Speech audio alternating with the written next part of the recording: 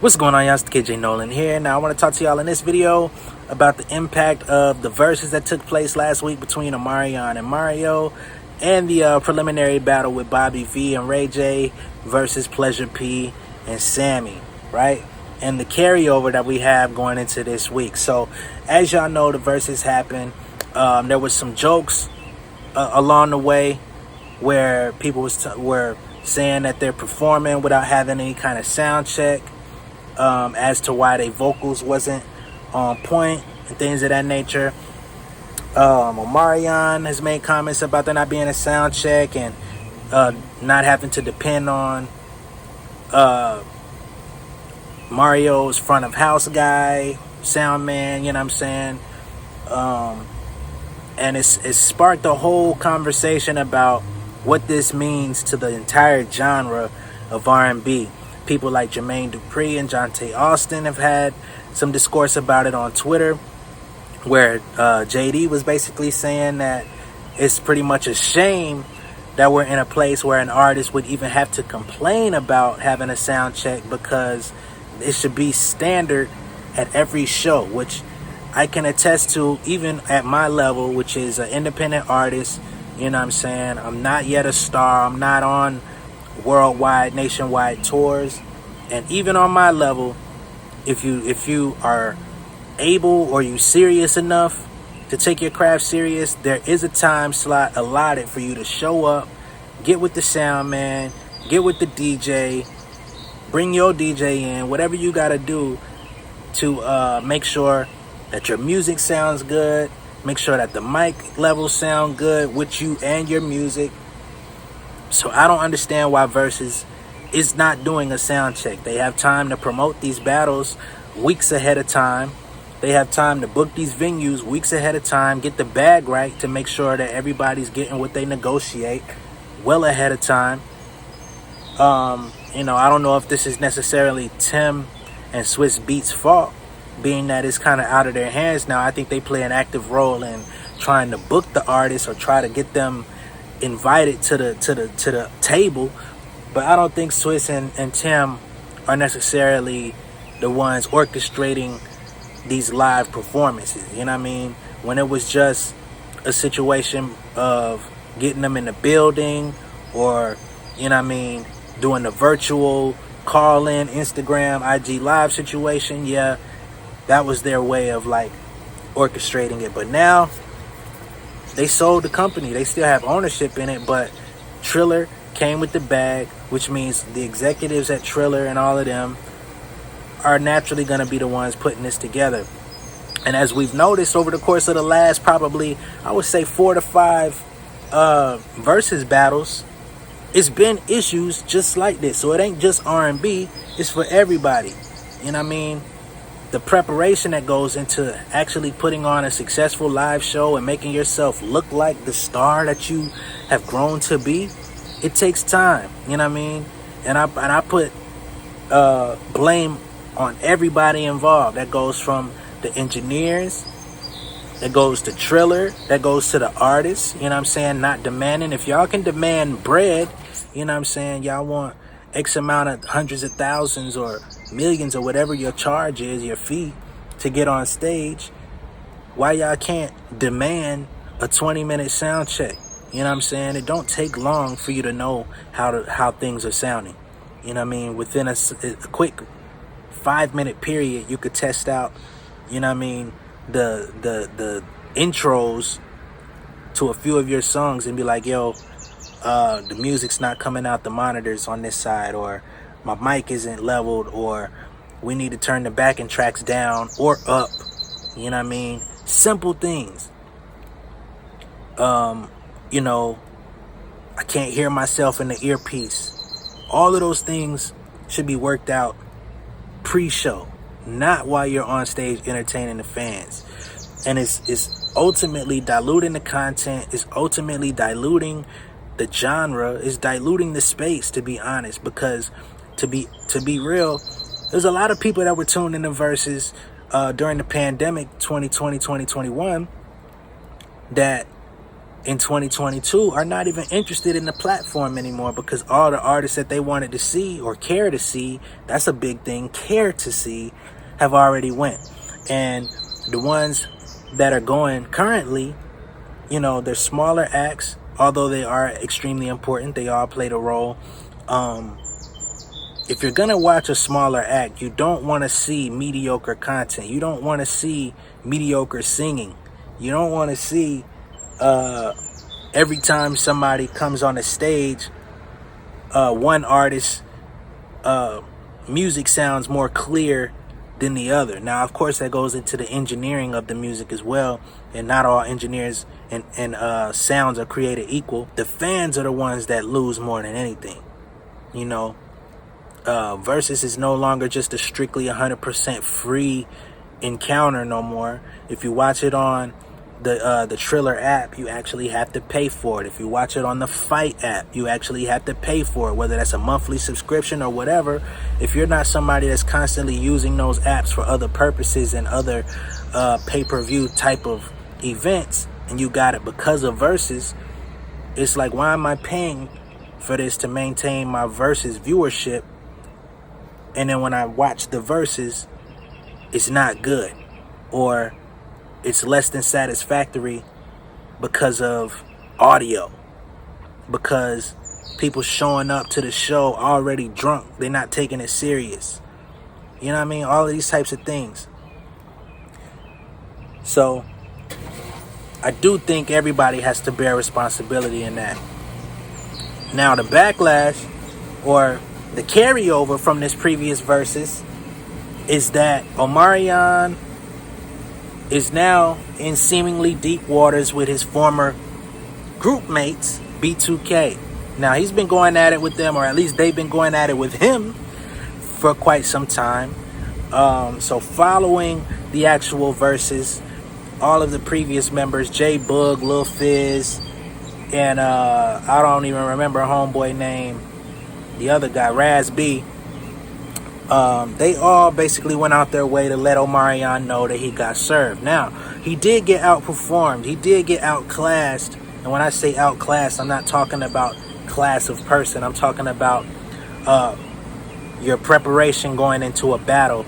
You know what I'm saying? When somebody beats you on all fronts and shows that they took it far more serious than you did, that's how you get outclassed. I just don't want my words to be misconstrued.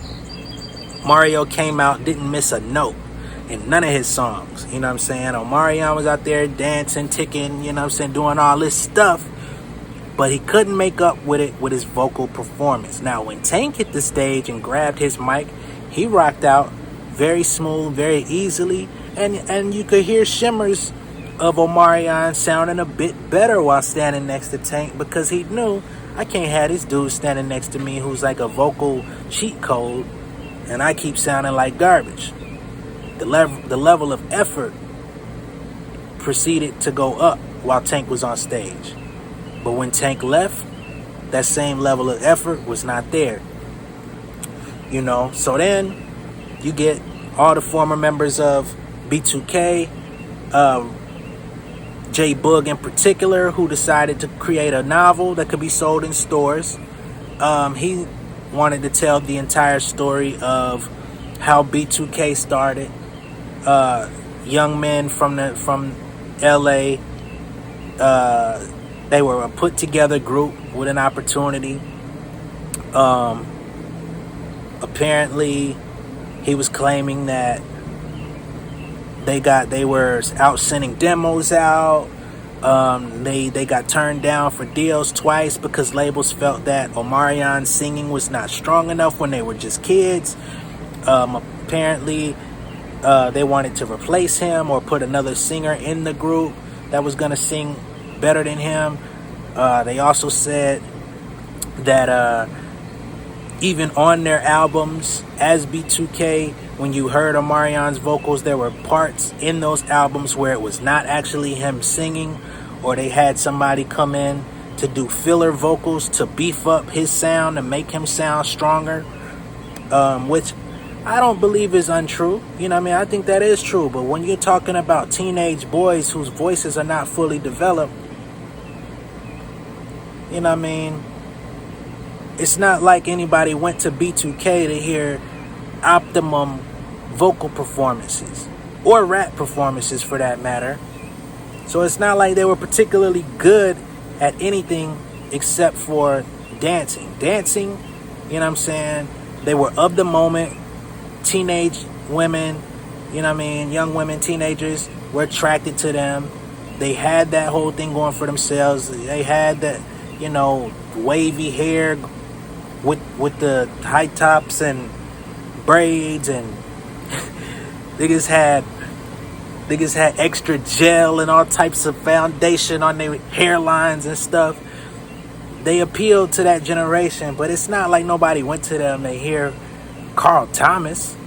You know what I'm saying? Ain't like none of them went to them to hear Brandy level vocals or fucking Tank or even the nigga that we can't speak about no more. Y'all know who I'm talking about. It ain't like they was singing on that type of level. So to try to besmirch somebody in retrospect because you're not happy with them, it's just like, bro, y'all all should move on. Y'all grown men. Y'all got children. Some of y'all got wives or girlfriends, and y'all still bickering about something that happened 20 years ago. Like, I think I was probably like 12 when these guys came out, and to see them bickering and arguing about how life went back then at that age to now, I'm like, yo, y'all do know y'all actually don't have to be connected to each other at all, right? Like, people fall out over less, but you ain't got to talk about it for the rest of your life. Number one, as impactful or as important as the Millennium Tour may seem, the Millennium Tour is important because of the sum of its parts. When you have your Omarion or B2K, and then you put the Bow Wow in there, the Sammy, you put people that are of a certain generation together, yeah, it is impactful. But when you take B2K out of that equation and put them in a separate category, who's going to go to a strictly B2K show? This is no disrespect to none of them, as a matter of fact, because I appreciate everybody's contributions to the culture, to music, and changing their lives, because they did come from the hood. Omarion says he's from Inglewood. Bug said he was from Compton or wherever he was from. So they come from real environments where if you don't make it out, you may not make it past your neighborhood. And they achieved that. They exceeded that. So at some point, you got to let go of all of the anger, the hostility. He tried to say that, you know, I guess in 2018, Omarion wasn't doing so well financially. So that first Millennium Tour that they was trying to put together, that was basically his lifeline to get back into the graces of the public. And I can understand those guys feeling some type of way about that. Like, yo, you disown us. But then when you fall on hard times, your first defense is to get back with us, jump something off to recreate the moment. And then once we get it rolling, you want to leave us in the dust again. I can understand that. But sometimes the play is, if you're a Raz B, J Boog, Lil Fizz, if you've elevated beyond that part in your life, why let him come crawling back? If he's been bigger than the group all this time, there's no point in entertaining it. We're not really brothers. Y'all ain't brothers. You know what I'm saying? Y'all ain't even cool like that. So, at some point, y'all gotta drop this stuff, man. But I'm not gonna ramble on this all day.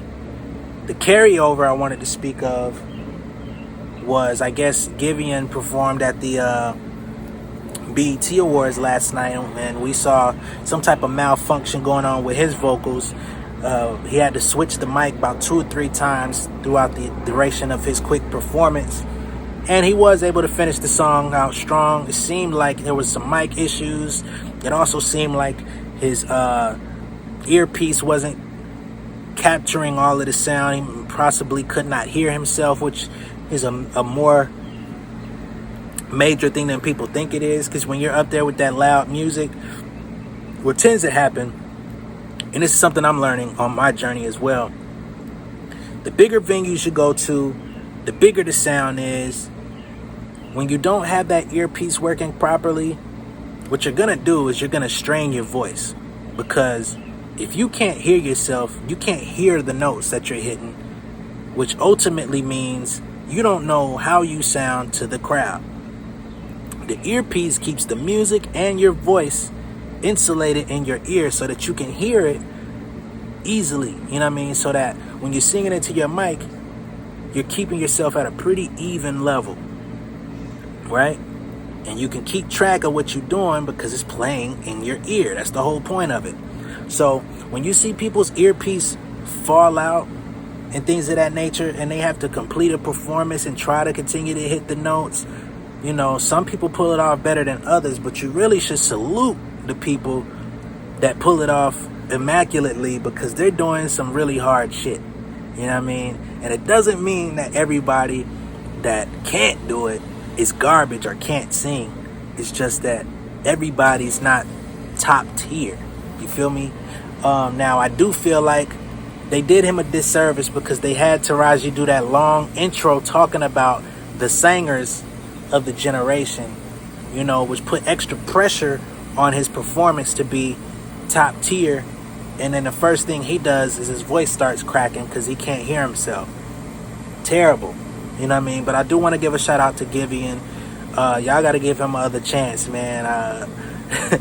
It was a malfunction. I know people was like, you try to blame it on the mic. You trying to blame it on the mic. You trying to blame it on... No, man.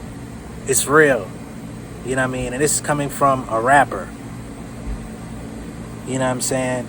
So, if it becomes increasingly important just as a rapper who doesn't need to sound amazing on the mic, just think of how important that is for a singer who has to consistently bend and twist, contort their voice in order to recreate what you heard on those records, you know what I mean, in a flawless manner. Some singers ain't that great, you don't expect them to be that, but his voice is so unique on records that it's like you expect him to duplicate that. And although he did at the end of the performance, the way he opened it was not satisfactory to the public, so now he's getting ridiculed, he's getting laughed at. And although it is funny, I think folks gotta find a way to cut folks some slack out here to understand how things really work before you so quick to judge. I wasn't intending for this video to be this long though, so I'm gonna go ahead and stop rambling.